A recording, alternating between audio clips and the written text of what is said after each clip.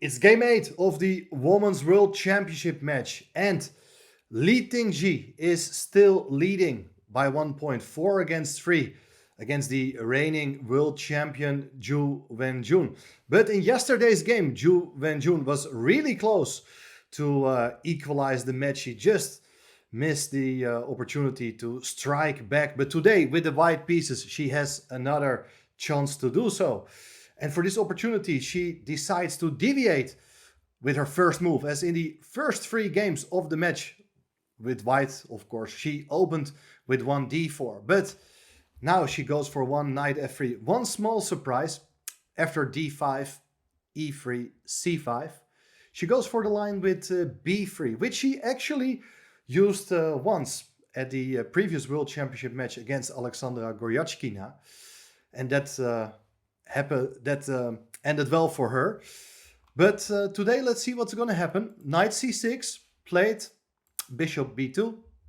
And here black goes for the move a6, preventing the white bishop from coming to b5, so that white is not able to exert pressure on this knight on c6. You can say that if you go back a few moves, black could also have started by playing the move a6, as after knight c6, there was this possibility to play bishop b5. But okay, after bishop b2, a6 is on the board. And here, most common move is to play the move d4, try to strike in the center. But instead, the move g3 is played. And this always looks a bit odd to first play the move e3, basically announcing you're going to develop your bishop in this direction. But then white changes her mind and wants to develop the bishop to the long diagonal, aiming for a double fianchetto. Various ways for black to treat this position. I think moves like knight f6 or maybe something like bishop g4 are looking to me like the most natural ways of playing here. But instead, the move queen c7 was played. Looks a bit strange to me, to be honest, because here white may have considered playing the move c4, trying to trade off the flank pawn against the central pawn. And now, the reason why queen c7 is not so great, because with the queen on d8, black could have considered advancing the pawn to d4, trying to gain space in the center, block this bishop on b2. But some small inaccurate moves by both sides. But I think Wenjun was not really looking for a theoretical battle. Her main idea was just try to get a game, because in most of the games in the match, Lee proved to be very well prepared. And okay, in the game, the move d4 was played instead. C takes d4, e takes d4. Knight could also have recaptured on d4, but now we do get some sort of collie setup, and we don't get a very sharp middle game, but both sides are about to complete their development. And then that's exactly the sort of game Wenjun is looking for. Bishop g4, bishop g2, e6, castling kingside, knight f6, knight bd2. And I think this is just a very standard way of playing. And I think also black's next move, bishop d6, looks like the bishop is actively placed here. But frankly, I don't really see what the bishop is going to do with on d6 with that pawn being placed on g3. In hindsight, I believe bishop e7 would have been a more solid, more reliable way of completing your development. Bishop d6 played, c4. Now basically every move you need to reckon with c5 ideas. Maybe it's not an immediate threat, but if white can play c5, following it up with a3 and b4, then white eventually can get a nice pawn majority and try to grab space, put black under pressure on that side of the board. Black castled here, and here a3 played with this idea to go for c5 on the next move, and then b4 can follow next. a5, covering the b4 square, so preventing further expansion. White goes h3, questioning the bishop, bishop h5, queen e2. Now the rooks are nicely connected. Rook fd8 and rook ac1. Opposing the queen on the c file looks like a very natural way of continuing the game. And frankly, I'm a bit surprised once again by black's next move, as I think there's absolutely no reason to release the tension here yet. d takes c4 was played, but a move like rook ac8 with the idea to just stand with your pieces in the center and see what is going to happen next looks like perfectly a fine continuation for black as well. But after d takes c4, remarkably enough, Wenjun went here for Fink, spent around 8 minutes before recapturing in the most natural way with move b takes c4, as these pawns, they are not weak at all. They are nicely supported by the minor pieces. Black is unable to exert pressure against them. And here, black thought, okay, my bishop is not doing too great. Let's drop back to e7 to open up the d file, pressurizing the d pawn, as the knight on f3 is not a good defender of the pawn. So white plays queen e3, overprotecting the pawn. Now the knight is no longer pinned. Rook ac8, rook fe1, bishop to g6. Looks as if things are looking pretty normal, but with these pawns in the center, black got to be very careful not to run into any sort of pawn break. Queen b3 was played, but I would like to show you that white could have considered here this move, d5, opening up the center, attacking the knight, attacking the pawn on e6. If you do take, the idea is to take with the bishop on f6. Not an obvious move because that bishop looks like a great piece, but if you do recapture with the bishop, now it's c takes d5. The knight is pinned, cannot go away as the queen is hanging. And if you do capture on d5, there is queen e8 with a back rank mate. If you take on e8, rook takes e8, it's checkmate. One very typical line for such positions. Instead, maybe g takes f6 should be played in that case, but that's of course an ugly weakening of the position. For instance, c takes d5 could be played in that case, rook takes d5, and now these pieces are vulnerable. Rook takes c6 leads to a position in which white will get two minor pieces against the rook with excellent prospects, but didn't happen. So queen b3 played, and that's a absolutely fine positional move, supporting the pawns. Also, pawn on a5 doesn't look very nice. Would probably be better if black would be allowed to put that pawn back on its initial square. Queen b8 played, black is making a waiting move, but now c5. Excellent idea, so that after knight d5, you're giving away a square, but you get one square for your own knight on c4 as well. And well, there are various plans, including to play knight e5, gaining control over that square, opening up the diagonal for your bishop. I think things start to look pretty unpleasant for black. And black didn't really want to wait any longer and came up with a very interesting practical attempt to break free here with the move a4, which does attack the queen, but it's a pawn sacrifice. Queen takes a4, and the idea is to get rid of that backward pawn on the half-open file, which is potentially a long-term weakness. But after the move b5, attacking both the queen and the knight, c takes b6, capturing en passant is forced. Knight takes b6, queen takes b6. Black is a pawn down, but his pieces are free to move again. Bishop is under threat, so white moved the bishop away to a1. And here, interesting decision, queen a5, offering the exchange of queens, which was accepted. Queen takes, knight takes, and here white is a pawn up, but a pawn on a3 is vulnerable. If you move the pawn, you can say there's an outside passed pawn, which is nice, but black is very active with bishop b4. The bishop can come into to d3 next. There's quite a bit of piece play. Knight b3, not easy at all to convert that extra pawn. So no a4. Instead, rook takes c8 on the board. Rook takes c8, aiming for simplifications. And now white can get rid of that isolated d pawn with a move d5. As if you do take on d5, there is a rook takes e7. The bishop is hanging, and of course after rook c1, you can just drop back with your rook to e1 to protect the bishop, and white is just a full piece up. So what should black do? Well, I think d takes e6 is an unpleasant move to face. But if you take the pawn on a3, and let's say you go d takes e6, f takes e6, rook takes, rook c1 check, double attacking the king and bishop. After rook e1, rook takes, knight takes, we get this endgame with 3 versus 2.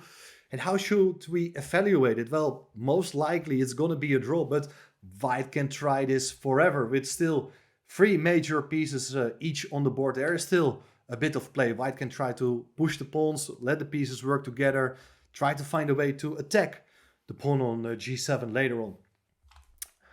I think this would have been a very logical way of proceeding, but instead knight b3 played after d takes e6. Only now the move f takes e6 is played. But in hindsight, maybe knight takes bishop could have been considered, or even just bishop takes a3 once again. F takes e6 was played, but now the bishop stays on the board. It goes to e5. This is an excellent move. Black still got to get rid of that pawn on a3. Decided to take it, but now the rook comes into e3, setting up a pin along the third rank. If the knight moves, the bishop is hanging. And with the bishop on e5, you're preventing the rook to protect the knight on b3. So bishop c2 played to protect the knight. And here, after quite a long think, Wenjun played here the move knight d4, but probably knight e1 is a more precise way of playing. To challenge the bishop, with the move knight d4, you do allow the exchange of knights. After knight e1,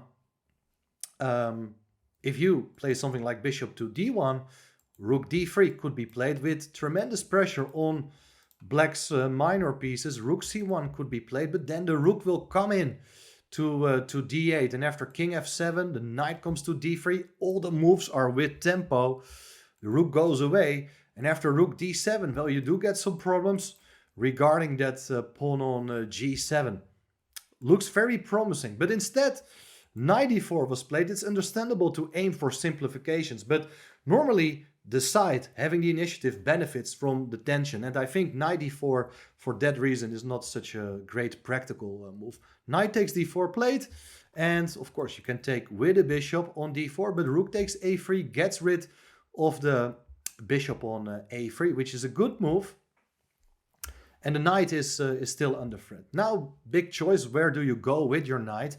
I think knight f5 is the best way of playing. With the point that after g4, the knight comes back to h6. Looks very ugly, but on the next move, the knight can come to f7, attacking the bishop on e5. And it takes away the pressure along the 7th rank. As in the game, look what happens. Black went for the move, knight c6. Bishop takes c6, forcing move.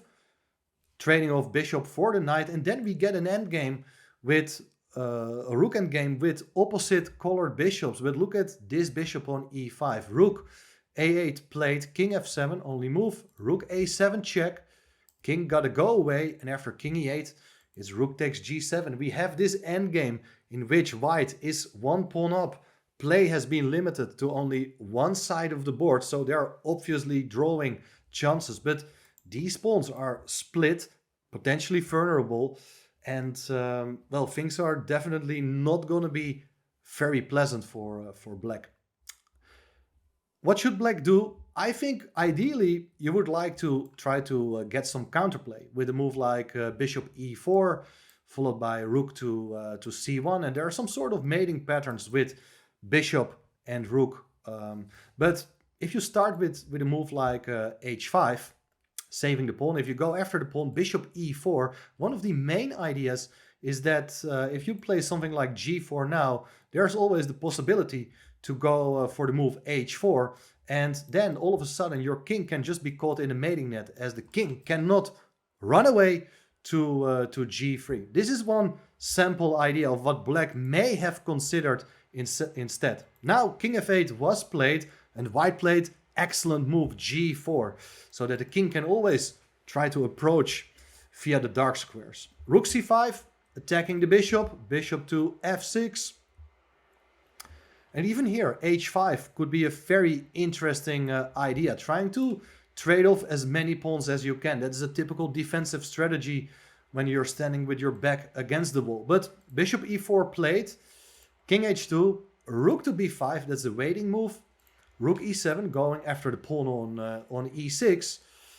And now, what should you do? Should you defend the pawn or look for counterplay? Well, interesting idea here, was not played in the game, is rook to b2. This looks absolutely insane. You're attacking the pawn, but look, this bishop is covering the square. But if you do take with the bishop, you do get king takes e7.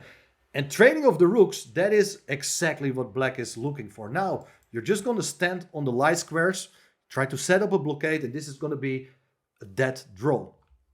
Was not played in the game, not rook b2. Instead of capturing the rook, you can try to keep the game going with king g3, but then a bunch of checks can follow. If the king goes away, bishop g2, hitting the pawn, threatening rook f3 check, attacking the pawn on f2. Really good drawing chances for black. But black played passively. Rook b6, white brings up the pawn. Still, rook b2 is definitely a possibility, but it's understandable that if you don't play it on the previous move, you probably would not consider it one move later either. Rook b3, cutting off the king, preventing the king from joining the action, at least for the moment, but giving up that pawn. Rook takes e6. That is a very remarkable decision by black to give up the pawn. But after bishop f3, you're attacking the pawn. King g3 runs into bishop d5, for instance, when the exchange of rooks is inevitable. g5 on the board, bishop g4, attacking the rook, rook e7, back on the 7th rank, bishop f5, king g2, bishop h3, king g1, bishop f5. Black is once again trying to set up a blockade on the light squares, keeping the pawn defended. If you lose that pawn, then it's 3 versus 0. That's something you cannot permit yourself. h5, very good practical attempt. Rook h3, attacking the pawn. And now h6, fixing the pawn on h7. But you see, this bishop is holding the position together on the king side. Rook d3, king h2, rook h3. King g2, rook d3, could be a repetition, but of course white is not interested. White plays f3, so that the king can always cross the 3rd rank again. Rook d7, offering the exchange of rooks. And now very important that you don't just drop back with your rook to e1, for instance. There is king f7, and if you do that, it's just a massive blockade. You're no longer able to challenge either the king or the bishop. And this is going to be very drawish. But with the move rook e5, you do attack the bishop. Bishop c2. And now the pawn comes to f4. And the difference is that if you play king f7, f5 can be played. And here, there are always ideas to bring up the king. Look for pawn breaks later on. Black doesn't have the same sort of control as in the other line. Look what black does. Black goes for rook d5. With the idea that if you take the rook, there's bishop e4 check. And now, just to illustrate why this is very drawish, if you go away with the king, bishop takes d5, f5, these pawns, they look very strong. But the bishop goes away, you play g6, you try to create a passed pawn. You're not going to take here, because if you take, there's h7 and the h-pawn queens. But you just wait calmly here with the move king to g8. After king f4, bishop to b1. Nice place for the bishop to keep in touch with these pawns. King g5, bishop c2. There's no way to make progress. The bishop can just make waiting moves. The bishops cannot contest each other. G takes h7, king takes, bishop g7, bishop b1, f6, king g8, draw.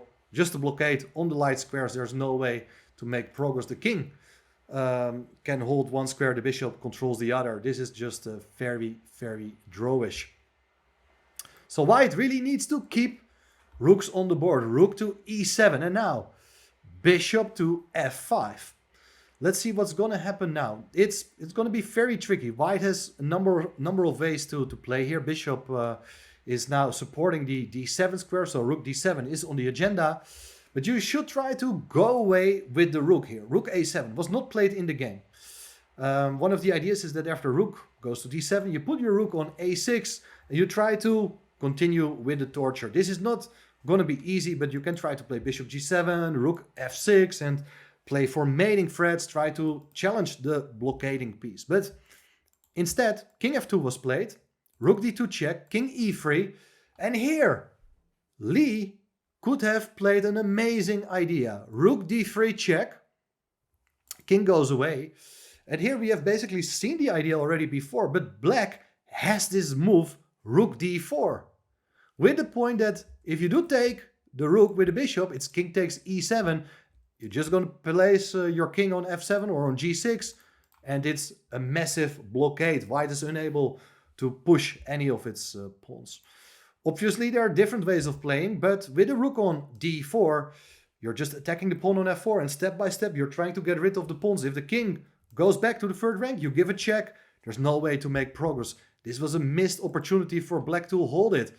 Instead, rook d6 was played, rook c7, threatening bishop e7 with a double attack. You're winning the rook, so rook goes back to d3, king e2, rook d5, supporting the bishop, bishop c3, king e8, king f2, king f8. Black is gonna wait, but now the bishop comes to b4. Excellent move. If king goes to g8, then you're forced to go into the corner with rook g7, king h8, bishop c3, and somewhere on one of the next moves there will follow a deadly discovered check by moving the rook away.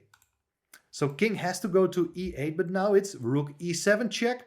King has to go further away from the corner, but in general you would like the king to help on the weaker side. Rook f7, keeping in touch with this bishop, king e8, rook f8, king d7, bishop c3. Now the bishop has ideas to come to e5 and undermine the bishop on f5. Bishop g6 played, rook g8. Very nice idea with beautiful threat of taking on g6. And after black recaptures the h-pawn, can be pushed. And then the bishop nicely controls the promotion square. That is game over. So black needs to do something about the threat of rook takes g6 in the game. Rook d6 was played. I should mention, by the way, that after bishop f5, g6 can just be played with the same idea. That if you take, it's rook takes g6, h takes, and now the h-pawn is too strong. So black better protects it with the rook. Rook protecting the bishop, but after bishop e5, rook goes away. King f3, rook d3, king g4. Things are not looking great. You're no longer able to keep that bishop defended. Rook to d1, hoping for some sort of counterplay by means of some checks. But here, rook takes g6, the killer move of the game. After rook takes, h takes, it's h7, and black is helpless against the promotion of the h-pawn. You can give up your rook for it, but after the bishop will capture the rook, it's absolutely game over. And that means that the score now is 4-4. An amazing comeback by Wenjun. Since the match has changed its venue from Shanghai to Chongqing. Yesterday, she was very close to seal the deal. Today, it was an amazing performance. She didn't play optimal. There were mistakes from both sides, missed opportunities. But definitely, she kept on pressing. And in the end, she got rewarded for her challenging play. So 4-4. Very interesting to see what is going to happen in the next couple of games. Fortunately for you guys, Danny will be back for the coverage of the remainder. And I would like to thank you for tuning in. I'll be back hopefully soon again. And otherwise, please check out my own channel as well. Thanks for watching. All the best. Bye-bye.